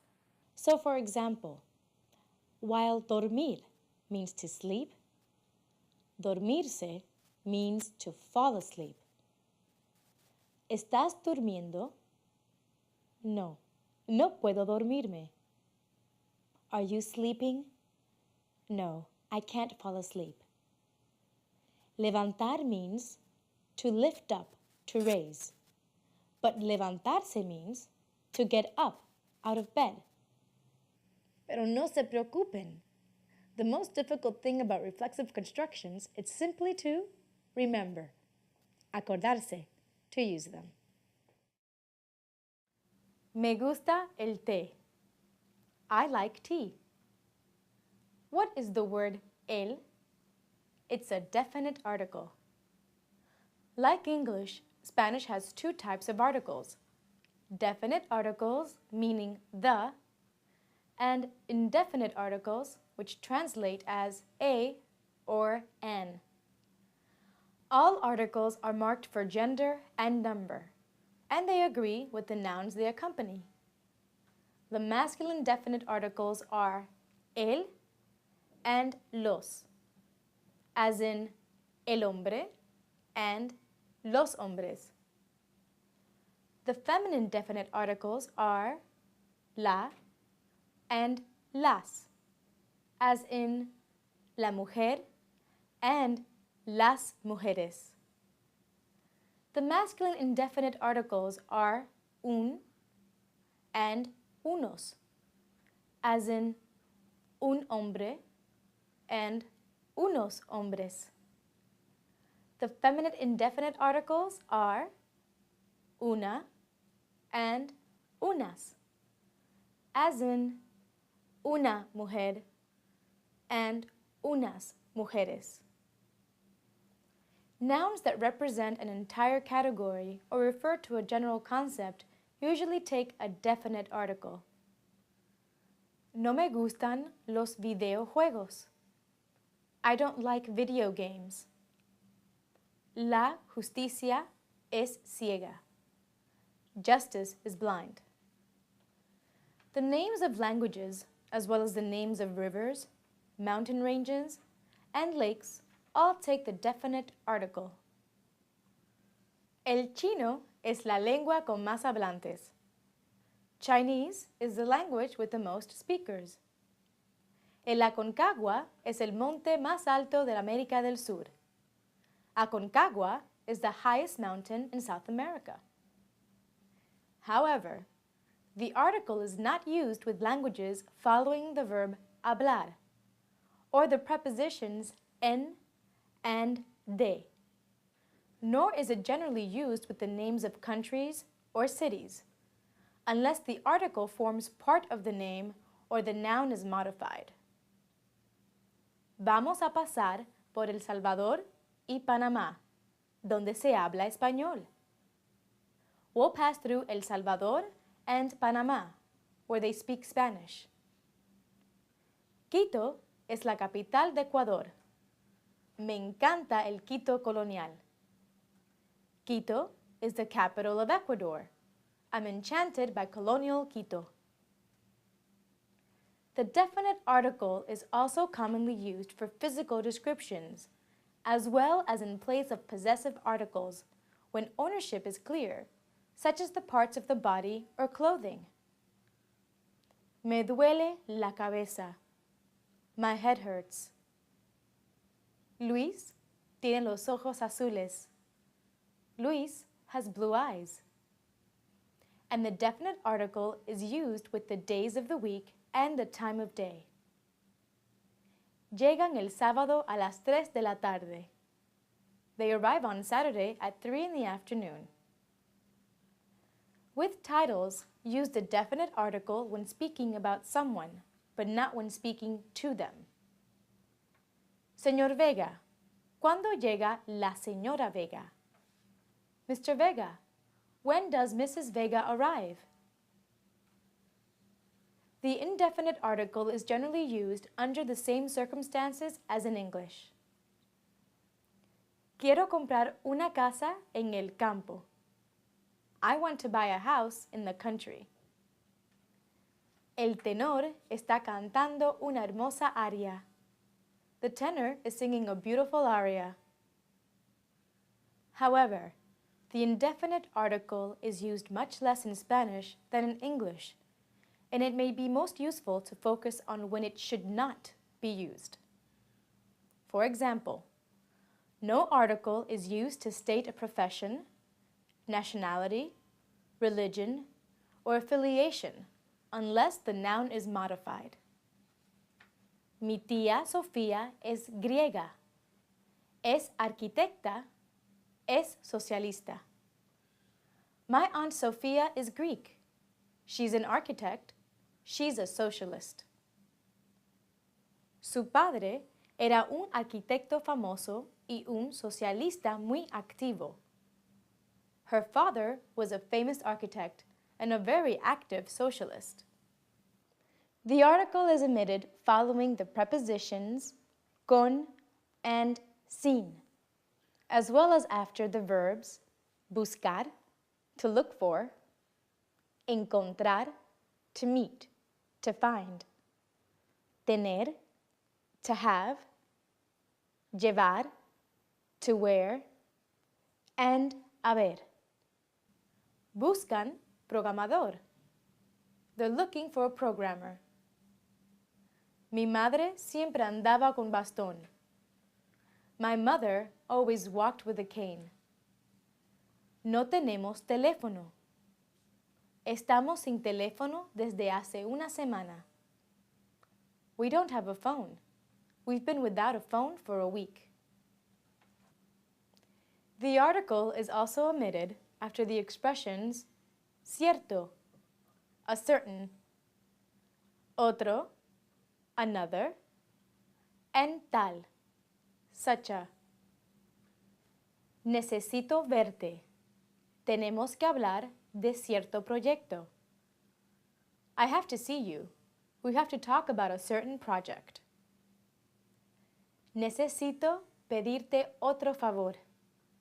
I need to ask you another favor. Unlike in English, the article is not used in exclamations following que, and it is often omitted in questions and negative statements. Qué lástima! What a shame! ¿Bebes vino? No, no bebo vino. Do you drink wine? No, I don't drink wine. The plural indefinite articles unos and unas express some or several before a noun and approximately before a number. Vamos a comprar unas lámparas. Costarán unos $300. We're going to buy some lamps. They'll cost approximately $300. Mi coche es rojo. El suyo es azul. My car is red. Hers is blue. What is the possessive pronoun in this sentence? It's el suyo. Possessive pronouns take the place of a noun and its possessive adjective. They agree with that noun in gender and number, and except when they appear after the verb ser, they are normally used together with a definite article. The possessive pronouns meaning mine are el mío, la mía, los míos, and las mías. Here's an example. Yo digo, mi apartamento está en la calle Palma. My apartment is on Palma Street. Julia contesta, el mío está en la calle Estrella. Mine is on Estrella Street. Those meaning yours are el tuyo, la tuya, los tuyos, and las tuyas. Aquí están mis maletas. ¿Dónde están las tuyas? Here are my suitcases. Where are yours? For ours, it's el nuestro, la nuestra, los nuestros, or las nuestras. Su profesor es de Colombia. El nuestro es de Venezuela. Their professor is from Colombia. Ours is from Venezuela. Yours, referring to two or more objects or people, translates to el vuestro, la vuestra, los vuestros o las vuestras, when talking to someone you address with vosotros. Mi apartamento está en la calle Palma.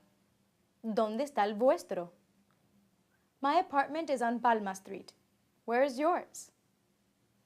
When talking to someone you address with usted or ustedes, the possessive pronouns are el suyo, la suya, los suyos, or las suyas. Note that these pronouns have multiple meanings, and depending on the context, they can refer to something that's his, hers, yours, or theirs. For clarity, these possessive pronouns can be replaced by de plus a personal pronoun. Let's look at these examples. ¿El espejo es de ustedes? No, es el suyo. Is the mirror yours? No, it's theirs, or his, or hers, or yours. ¿El espejo es de ustedes? No, es de ellos. Is the mirror yours? No, it's theirs. Tuve un examen la semana pasada. I had a test last week. What is the infinitive form of tuve? Tener. Tuve is the preterite form. A number of verbs are irregular in the preterite tense. Their endings are only slightly irregular. They are the same as those of regular er and id verbs, with the exception of e in the yo form, as in, yo tuve un examen. I had a test. And o in the él, ella, usted form, as in, Manuel tuvo un examen. Manuel had a test. Notice that neither e nor o is accented. Now, let's take a look at the stems. As you saw in the opening example, the stem of tener changes in the preterite to tuv. Estar and andar work the same way. Estuv and anduv. Anduvimos por la playa ayer. We walked on the beach yesterday. Yo estuve en casa. I was at home. The verbs poder, poner, and saber all have a u in their preterite stems. No pudieron llamarte ayer. They couldn't call you yesterday. Marta no supo dónde estuviste. Marta didn't know where you were. Geraldo puso tu tarjeta en el coche. Geraldo put your card in the car. The verbs hacer, venir, and querer all have an e in their preterite stems. ¿Qué hiciste ayer? What did you do yesterday? Vinimos de Toledo.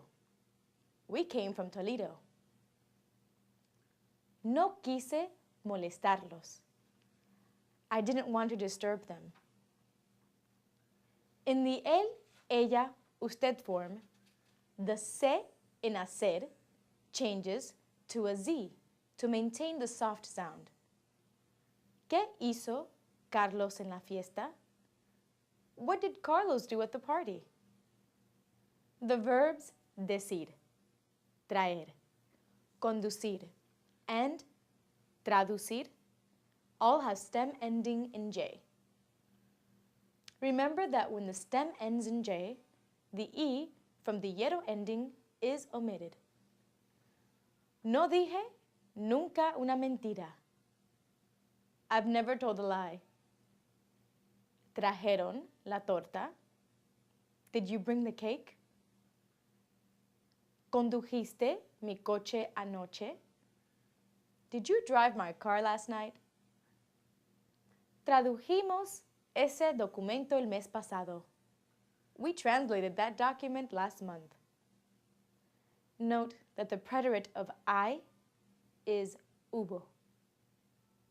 Hubo un partido ayer. There was a game yesterday. Hace 2 horas que te espero. I've been waiting for you for 2 hours. What tense is the verb espero in? The present indicative. Expressing how long an action has been going on is one of the most common pitfalls of Spanish grammar. As our example illustrates, English uses the present perfect tense, I have been waiting, whereas Spanish uses the present, espero.